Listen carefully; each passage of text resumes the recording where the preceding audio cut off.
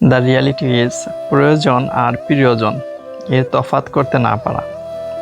কিছু মানুষ আপনার জীবনে আসে কেবল নিজের স্বার্থ আর শূন্যতা পূরণ করতে।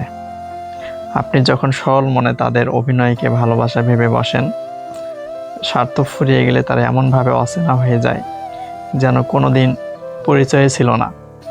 কারো ব্যবহারের ধরন দেখেই বুঝে নিন আপনি তার কাছে কতটা গুরুত্বপূর্ণ। নিজের আবেগকে এতটা সস্তা করবেন না যে কেউ আপনার সরলতার সুযোগ নিয়ে আপনাকে খেলনা বানিয়ে দেয়। নিজেকে ভালোবাসুন যাতে অন্য কারো প্রয়োজনে নিজেকে বিলিয়ে দিয়ে শেষে নিঃস্ব হতে না হয়।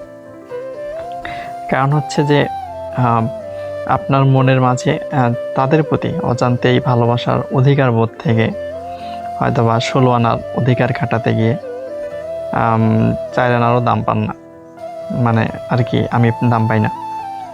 বিষয়টা হচ্ছে যে মানুষ তাদের চাহিদা অনুযায়ী আমাদের ব্যবহার করে, কিন্তু আমরা মনে করি তারা আমাদের কত ভালোবাসে।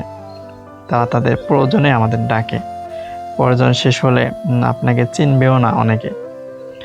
আমি যখন মারা যাব, ইন্তেকাল করব, 40 দিন পর কেউ কবর জিয়ারত করবে কিনা সন্দেহ আছে। এগুলোই বাস্তবতা।